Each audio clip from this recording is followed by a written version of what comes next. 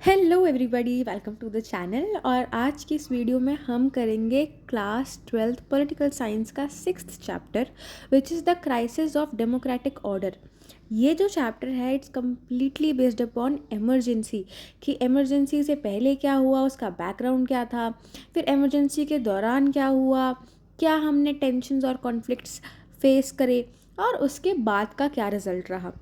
तो चलो let's start. तो पिछले चैप्टर में हमने देखा था कि कैसे कांग्रेस में स्प्लिट आ गया था। कांग्रेस दो में डिवाइड हो गई थी, एक थी कांग्रेस आर और एक थी कांग्रेस ओ। कांग्रेस आर जो थी वो इंदिरा गांधी वाली थी और कांग्रेस ओ जो थी वो सिंडिकेट्स वाली थी। और कैसे कांग्रेस आर जो है वो पावर में आई और इंदिरा गांधी की पॉपुलैरिटी बढ़ती ही चली गई। तो यहीं से इस चैप्टर को स्टार्ट करते हैं। सबसे पहले हम देखेंगे कि Indira Gandhi emerged as a popular leader. बहुत ट्रमेंडस पॉपुलैरिटी थी इंदिरा गांधी की इस टाइम पीरियड में। और जो कांग्रेस आर थी, यानी कि जो कांग्रेस रूल कर रही थी इस टाइम पीरियड में, उन्होंने अपनाया प्रो पुअर और सोशलिस्ट आइडियोलॉजी को। इसी के साथ साथ जो कंपटीशन था पॉलिटिकल पार्टीज़ के बीच में वो बढ़ता ही चला गया। और उसी के साथ साथ एक बिटरनेस आ गई हमारी पॉलिटिकल सिस्टम में, स्पेशली पॉलिटिकल पार्टीज़ के बीच। नेक्स्ट जो हम देखते हैं वो है जुडिशरी और गवर्नमेंट के बीच का कॉन्फ्लिक्ट, कि हु इज़ मोर पावरफुल। आपने ये क्लास 11th में भी पढ़ा होगा, the power struggle between judiciary and parliament in the Kesavananda Bharati case. इस केस को हम इस चैप्टर में भी बहुत ब्रीफली डिस्कस करेंगे। अब जो इस टाइम पीरियड में इंडिया की इकोनॉमी की हालत है वो बहुत बुरी है, बहुत बैड इकोनॉमिक कंडीशन है हमारी कंट्री की। तो देखते हैं क्या इकोनॉमिक कॉन्टेक्स्ट रहा, क्यों हमारी कंट्री की जो इकोनॉमी थी वो इतनी ख़राब थी। सबसे पहला, जब कांग्रेस रीसेंट इलेक्शन में जीत के पावर में आई थी तो उनका एक बहुत पॉपुलर स्लोगन था, गरीबी हटाओ। ये स्लोगन पॉपुलर तो बहुत हुआ लेकिन इससे कोई इकोनॉमी में इम्प्रूवमेंट नहीं मिली। मतलब कि गरीबी या पॉवर्टी का जो रेशो है कंट्री के अंदर वो कम नहीं हुआ। आगे चलते हैं। 1971 में हमने बांग्लादेश वॉर क्राइसिस फेस करे। 1971 में हमने पहले भी पढ़ा है कि बांग्लादेशी वॉर हुई थी, मतलब कि जो ईस्ट पाकिस्तान है वो लिबरेट होना चाह रहा था फ्रॉम दी वेस्ट पाकिस्तान, और हमने जो है इस वॉर में बांग्लादेश को सपोर्ट किया था। तो यहाँ पे क्या हुआ, बांग्लादेश से 8 मिलियन इमिग्रेंट्स जो हैं इंडिया के अंदर आए, जिनका भी बर्डन फिर गवर्नमेंट पे आ गया। दूसरा, क्योंकि यूएसए इस टाइम पे हमको बहुत फाइनेंशियल एड प्रोवाइड कर रहा था and they were in the support of West Pakistan, तो इसलिए उन्होंने हमको फाइनेंशियल एड देना बंद कर दिया। तो यहाँ से हम पर और इकोनॉमिकली फाइनेंशियली प्रेशर पड़ना स्टार्ट हो गया। उसी के साथ साथ इंटरनेशनल मार्केट में ऑयल के प्राइसेस बढ़ गए। गवर्नमेंट ने जो है सैलरीज रोक दी गवर्नमेंट एम्प्लॉयज़ की, जिससे जो है लोगों में और अनरेस्ट आ गया। उसके बाद जो हमारा इंडस्ट्रियल प्रोडक्शन है वो भी बहुत लो रहा, हम जो है अपनी इंडस्ट्रीज़ को ग्रो नहीं कर पा रहे थे। उसी के साथ साथ कंट्री में एम्प्लॉयमेंट बढ़ती ही जा रही थी। और सोने पे सुहागा क्या हुआ, इसी टाइम पीरियड में मॉनसून फेलियर भी हमको देखने को मिला। मॉनसून फेलियर के होते ही एग्रीकल्चर प्रोडक्शन और कम हो गई और महंगाई जो है वो बढ़ती ही चली गई, कंट्री में इन्फ्लेशन आ गया। अब थोड़ा सा डिस्कस करते हैं पॉलिटिकल कॉन्टेक्स्ट को। अब देखो, कंट्री की हालत इकोनॉमिकल इतनी ख़राब है और इस बात को लेकर के ऑपोजिशन गवर्नमेंट को क्रिटिसाइज़ ना करे, ऐसा हो नहीं सकता। ठीक है, तो जो ऑपोजिशन है इस टाइम पीरियड में, स्पेशली कांग्रेस ओ, वो गवर्नमेंट को बहुत क्रिटिसाइज़ करते हैं और लेटर ऑन बहुत सारे पॉपुलर प्रोटेस्ट भी निकालते हैं to better up the country.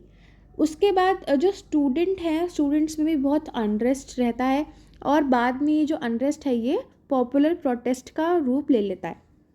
और थर्ड, हमारे जो मार्क्सिस्ट ग्रुप थे कंट्री के अंदर, वो अब आर्म्स और इंसर्जेंट टेक्निक्स को अपना लेते हैं। मतलब कि एक सेंस ऑफ आर्म्ड रेबेलियन उनकी साइड से दिखता है, टेररिज्म इससे कंट्री में बढ़ना स्टार्ट हो जाता है। ये वो लोग थे जो पॉलिटिकल सिस्टम से खुश नहीं थे। तो यहाँ पर हमने पूरा बैकग्राउंड देख लिया कि चैप्टर मेन स्टार्ट करने से पहले कंट्री में क्या क्या हो रहा है। अब हम स्टार्ट करते हैं अपना मेन चैप्टर। तो हमारा सबसे पहला टॉपिक है गुजरात एंड बिहार मूवमेंट। गुजरात और बिहार में क्या हुआ, स्टूडेंट्स ने जो है प्रोटेस्ट किया और इनके प्रोटेस्ट को धीरे धीरे काफ़ी पॉपुलैरिटी मिली। तो देखते हैं, सबसे पहले बात करेंगे गुजरात की। गुजरात में जनवरी 1974 में ये स्टूडेंट्स का प्रोटेस्ट जो है स्टार्ट हुआ, और इनकी मेन डिमांड्स क्या थी। सबसे पहला, कंट्री में प्राइस राइज यानी कि जो इन्फ्लेशन चल रहा है उसको कम करने का। दूसरा, करप्शन। अब हुआ क्या कि स्टूडेंट प्रोटेस्ट को ज्वाइन करा ऑपोजिशन पार्टीज़ ने, और देखते ही ये जो प्रोटेस्ट है ये बहुत मैसिव मूवमेंट में बदल जाता है, और इतना कुछ होने के बाद गुजरात में जो है प्रेसिडेंट्स रूल लग जाता है। अब इसके बाद गुजरात में क्या हुआ, जो मोरारजी देसाई थे यानी कि जो कांग्रेस ओ के लीडर थे, इन्होंने डिमांड करा for fresh elections, for new elections in the state of Gujarat. और ये अनाउंस करते हैं, एक तरीके से थ्रेटन करते हैं गवर्नमेंट को, that I will sit on indefinite fast unto death. मतलब कि मैं एक इनडेफिनेट फास्ट पे बैठ जाऊंगा, मैं कुछ खाऊंगा नहीं, कुछ पीऊंगा नहीं, जब तक मेरी डेथ नहीं हो जाती, अगर इलेक्शंस नहीं हुए तो इतना प्रेशर गवर्नमेंट के ऊपर बनाने के बाद जो है गवर्नमेंट फाइनली रिज़ाइन कर देती है इन गुजरात 1975 में। और इसी मूवमेंट से इंस्पायर होकर के बिहार में भी स्टूडेंट्स प्रोटेस्ट स्टार्ट हो जाता है। बिहार में जो है स्टूडेंट्स प्रोटेस्ट स्टार्ट हुआ मार्च 1974 में, और गुजरात में हुआ था जनवरी 1974 में। तो यहाँ पे जब स्टूडेंट्स प्रोटेस्ट स्टार्ट हुआ तो उनकी 3 मांगे थी। पहला, प्राइस राइज। दूसरा, करप्शन, ये हमने पहले भी देखा। और थर्ड, अनएम्प्लॉयमेंट।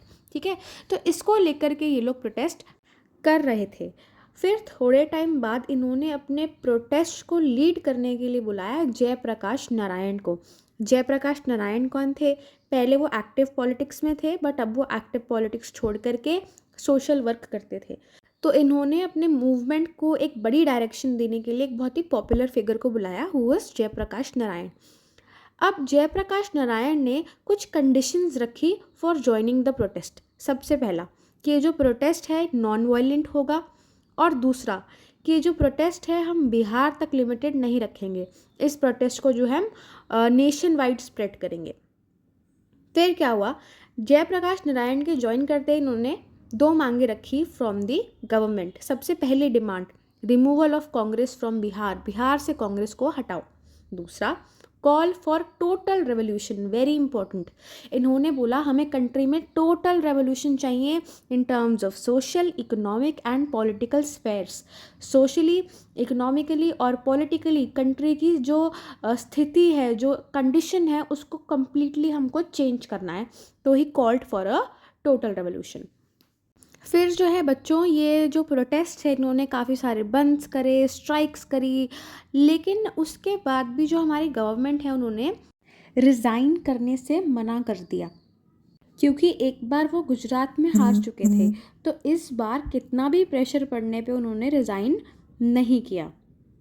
तो अब जब बिहार में कांग्रेस गवर्नमेंट ने रिज़ाइन करने से मना कर दिया, तो जयप्रकाश नारायण ने बोला कि we will take the movement to Delhi, हम करेंगे मार्च टू द पार्लियामेंट, और हम बनाएंगे इस मूवमेंट को all India movement, and we will demand the resignation of Indira Gandhi. और ऐसा होते ही जो बच्चों हमारी ऑपोजिशन पार्टीज़ हैं उन्होंने ज्वाइन कर लिया मूवमेंट। मेनली कौन कौन था? भारतीय जनसंघ, कांग्रेस ओ, भारतीय लोकदल और सोशलिस्ट पार्टीज़। और इन पार्टीज़ ने जो है जयप्रकाश नारायण को एज अ ऑल्टरनेटिव फिगर दिखाया टू इंदिरा गांधी। अब ये सब चल रहा है बिहार में। एट द सेम टाइम एक रेलवे स्ट्राइक होती है 1974, led by a young man named George Fernandes.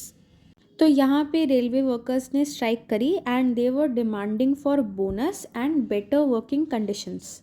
अब देखो, जो रेलवे हैं वो तो लाइफलाइन है कंट्री की, तो जैसे ही रेलवे रुक जाएंगी, स्ट्राइक होगी, तो उससे काफ़ी अनरेस्ट आ जाएगा कंट्री के अंदर, और कंट्री एक तरीके से पैरालाइज हो गई थी। ठीक है, तो ये जो है 20 डेज तक स्ट्राइक चली।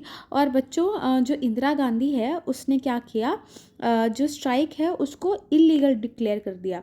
उसी के साथ साथ she started arresting many leaders from the strike, और उनको जेल में डाल दिया। फिर क्या हुआ बच्चों, 20 डेज तक तो ये स्ट्राइक चली, लेकिन उसके बाद workers got back to their work, और रेलवे जो है वापस स्टार्ट हो गई। लेकिन हाउएवर क्योंकि कंट्री में इतना कुछ हो रहा है, कहीं स्टूडेंट्स प्रोटेस्ट, फिर एक और जगह स्टूडेंट प्रोटेस्ट, फिर रेलवे स्ट्राइक, तो इससे जो है कंट्री के अंदर अनरेस्ट बढ़ता चला जा रहा है फॉर दी गवर्नमेंट।